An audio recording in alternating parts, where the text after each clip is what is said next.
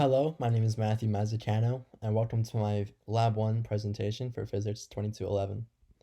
So in this lab, which was about constant velocity, I observed my longboard moving in the positive x direction. I used my phone to record my longboard, and then the program tracker to analyze the movement of my longboard. From the data, which I was able to get from the program tracker, I created a simulated model of my longboard's motion. And finally, I drew comparisons between the simulated motion and the observed motion of my longboard. So setting up tracker, key things were that my longboard is 1.08 meters. Because I knew the length of my longboard, I was able to figure out its distance traveled over time. The video goes through frames 52 through 90 at 30 frames per second.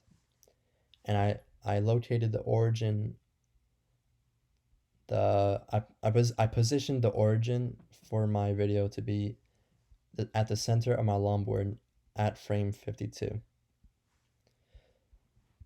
Next, from the data I was able to get from the program tracker, I was able to implement that into GlowScript, which is what I used to create my simulated model.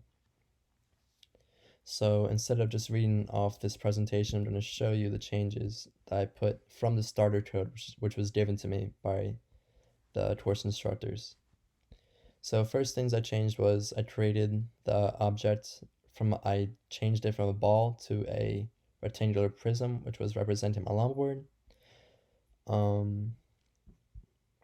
Next is that I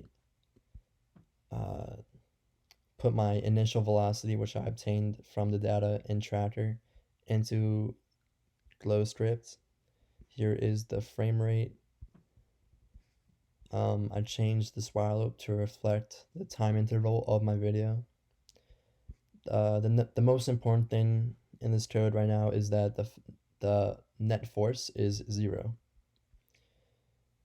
And because the net force is 0, the velocity doesn't change. Okay, so back to the presentation. Here is the plotted data. The orange represents the motion of my longboard, and the blue line represents the simulated model of the motion of my longboard. As you can see, the simulated motion is a straight line, which represents the constant velocity.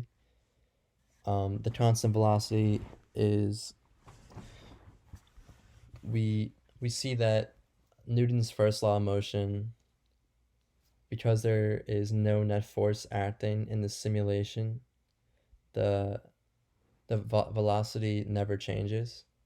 So the object is in motion and is going to stay in motion because there's no force acting upon it. Where we see the orange line, which is the observed motion in real life, we see that after about 0.6 seconds into the video, the velocity starts to drop off. It starts to decline. Reasons for this, I believe, is that in real life we have air resistance as well as the friction that push against my longboard, and that decreases the velocity of my longboard. Another possible explanation for the reduced velocity might have been from human error.